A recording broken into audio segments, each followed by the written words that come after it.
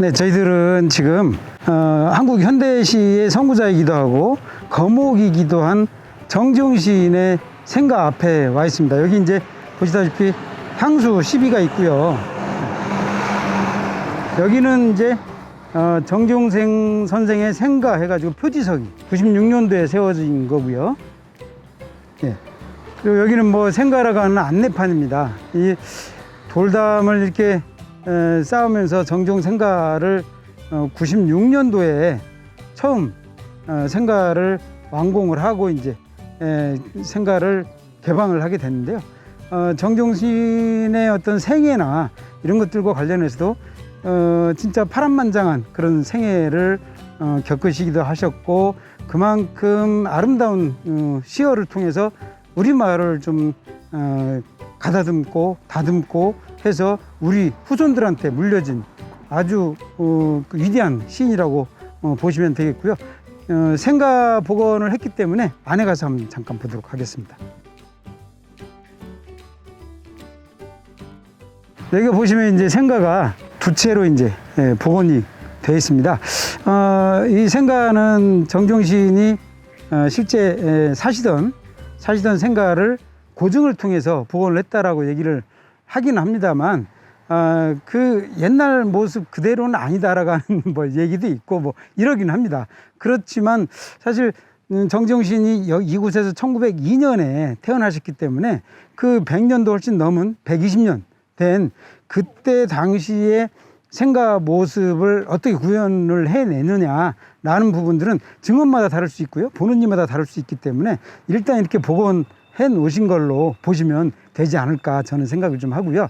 이 생가 복원이 1996년에 이루어졌습니다만, 정지용 시인이 아시다시피 월북 문인으로 해서 찍혔잖아요. 찍혀서 정지용 시인 한국전쟁 끝나고 나서는 정지용 시인의 작품이라든지 정지용 시인의 이름조차도 사실 학계에서는 거론을 할 수가 없었던 상황이었던 거죠. 왜냐하면 그 빨갱이, 북으로 그 자진해서 올라간 빨갱이를 왜 우리가 배워야 되고 우리가 왜 그 사람을 위대한 시인으로 찬양을 해줘야 되냐, 뭐 이런 식의 사고였을 거라고 생각을 합니다.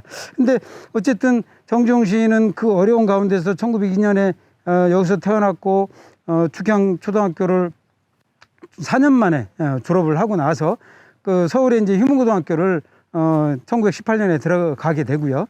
1918년에 들어가서 졸업하고 나서 1923년에 일본으로 건너가게 됩니다. 일본으로 건너가게 돼서 일본에서 교토의 동지자대학교를 들어가게 되고요. 동지자대학교에서 1929년에 그 동지자대학교 영문과를 졸업을 하게 되는데, 그 기간 동안에 고향을 그리는 향수를 비롯해서 뭐 고향이라든지 유리창이라든지 별이라든지 이런 주옥 같은, 뭐 첫 시로는 뭐 풍랑몽을 뭐 얘기를 합니다만, 이런 주옥 같은 시들을 우리한테 선물을 해 주신 분이기도 합니다. 특히 이제 1930년대에 첫 시집이 1935년에 정지용 시집이 이제 발간이 됐는데, 정지용 시집이 발간된 이후에 문단 평론가들 뭐 문단에서 난리가 났어요. 그 현대시를 새로 개척한 사람이다. 이거 현대시의 어떤 모양을 진짜 새롭게 바꾼 사람이다. 뭐 이렇게 뭐 평가도 받고요. 물론 뭐 그 중에 나쁜 평가도 있었긴 했습니다. 그렇지만 대체적으로 그 시집을 내는 것부터 시작을 해서 정지용 시인은 1930년대 이미 우리나라 현대시의 거목으로 올라서게 되고요.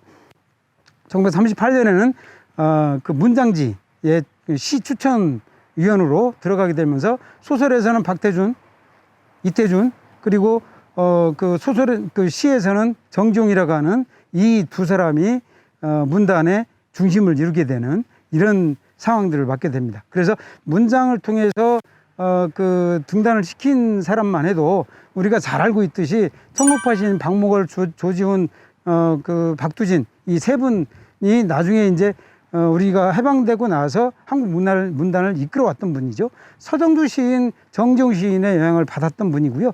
이상 시인도 카톨릭을 통해서 정지용 시인이 발탁을 했던 분입니다. 또 따지고 보면 비록 그 해방을 보고 떠나지는 못했습니다만, 국민시인 하면 떠오르는 분이 윤동주 시인 아닙니까? 윤동주 시인을 발굴해내고 시인으로 시인의 반열에 올려주고 한 분이 바로 정종 시인입니다. 그래서 정종 시인은 사실 그 당시에는 아주 유명한 시인이었기 때문에 윤동주 평전에 보면 윤동주 시인이 하루는 정종 시인한테 말하자면 사사를 받으러 갑니다. 정종 시인 집으로 찾아갑니다. 찾아가서 시가 어떻고 뭐 이런 얘기들을 좀 했다라고 얘기를 하고요. 근데 정종 시인은 그 기억을 못해요. 나중에 못하는데 그 윤동주 평전에는 그것들이 기록이 돼 있고요.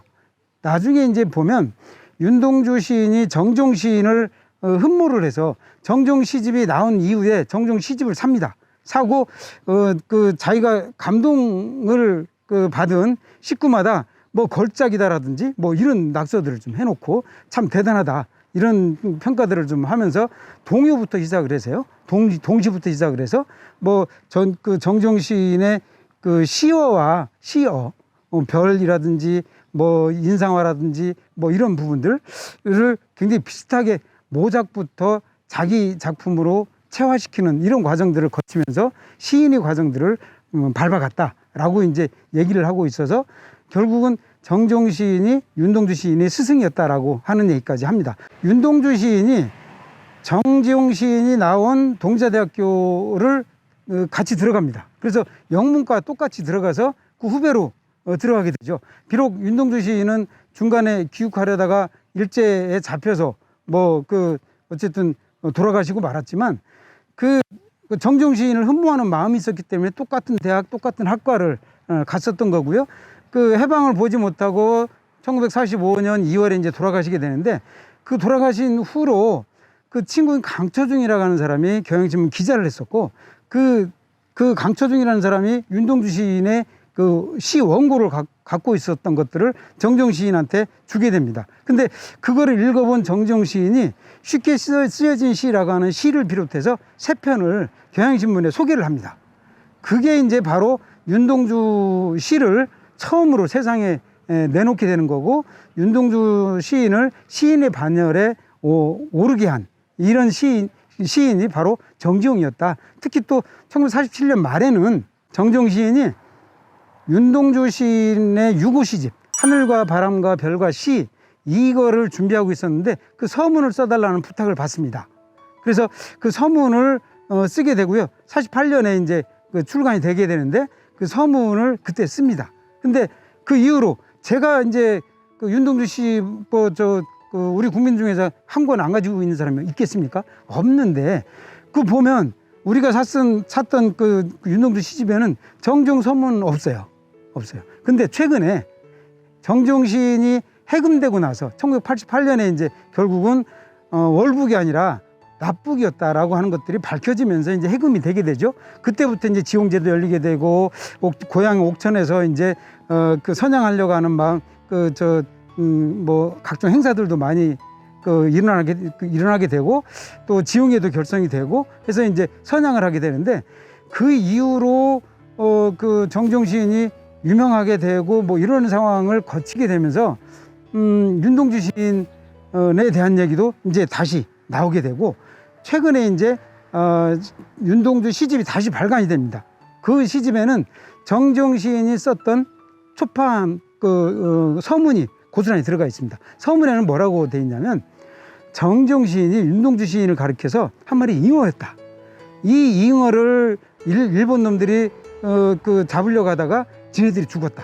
또 내가 일제 때 그 부의라고 친일했던 이런 문인들한테는 진짜 침을 뱉을 것이다. 그렇지만 시 한 권도 못 낸 이 청년 시인의 이 아름다운 시를 보고서 내가 어찌 가만히 있을 수 있겠느냐라고 하면서 굉장히 감탄을 하는 이런 서문을 적은 것이 바로 정종 시인이라고 볼 수가 있겠습니다. 그런 만큼 시를 보는 눈, 시인을 끄집어내는 어떤 눈 이런 것들도 아주 정확하게 갖고 계셨던 분이 정종 시인 아닌가 하고요.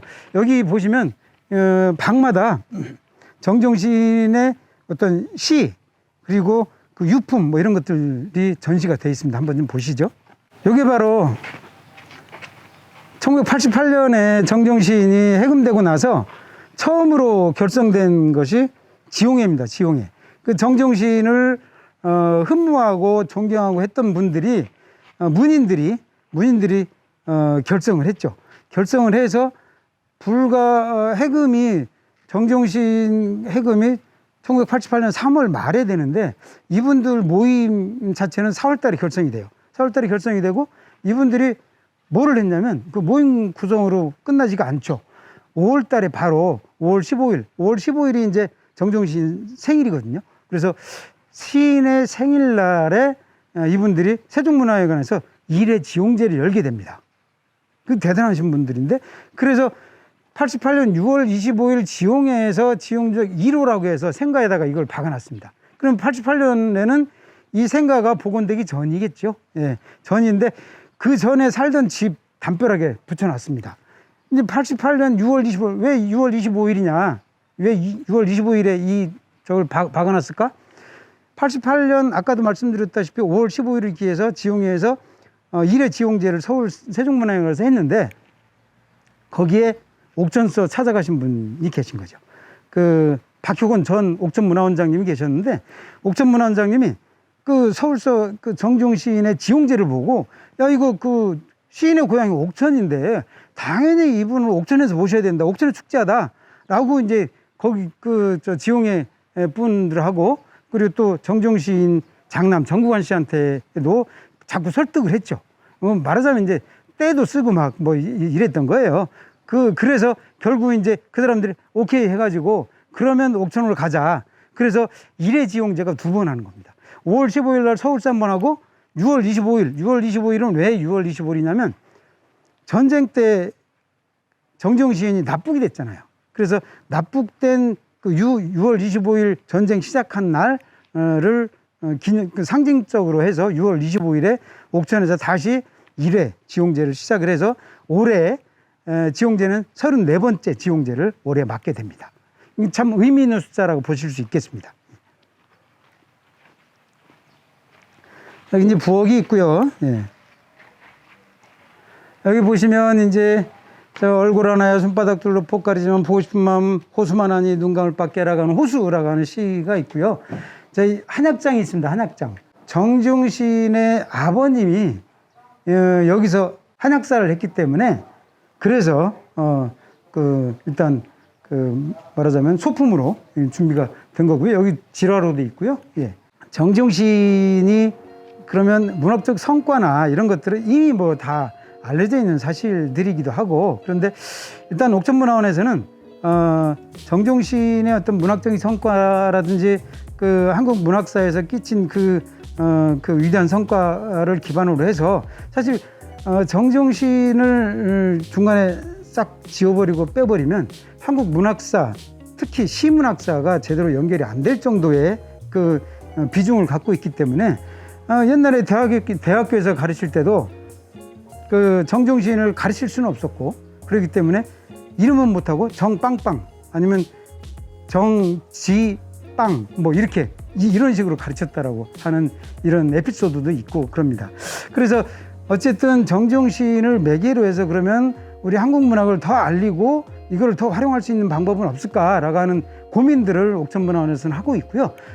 그 중에 하나가 그 중국 지용제를 하고 일본 지용제를 하는 겁니다. 그래서 중국 지용제, 일본 지용제 같은 경우에는 정종 문학을 매개로 해서 한국 문학을 동북아로 좀 알리고 우리 또 중국이나 일본이나 이렇게 거기에 이제 사시는 우리 그 한국 동포들 뭐 이런 분들도 계시고요. 또 다른 그 한국 학을 공부하는 이런 학생들한테도 정종 문학을 통해서 한국 문학을 공부할 수 있는 기회를 제공을 해주고 하는 이런 역할로 정종시인을 확산해서 활성화하기 위해서 그런 그 행사들을 마련하고 축제들을 좀 마련을 하고 있습니다. 그래서 그것들이 더 나아가서는 동북아 평화라든지 특히 이제 북한과도 연결을 안 할 수 없기 때문에 나중에 이제 통일시대나 이런 것들을 통해서도 정종시인을 북한에서도 이제 인정을 해주고 있습니다. 그래서 만약에 이제 통일시대가 되면 북한하고 연계한 뭐 학문 연구라든지 이런 것들도 같이 할 수 있겠다. 그리고 앞으로 평화를 도모하는데도 정재용 시인이 충분히 매개고리가 될 수 있겠다라고 저희들은 판단을 하고 평가를 하고 있습니다.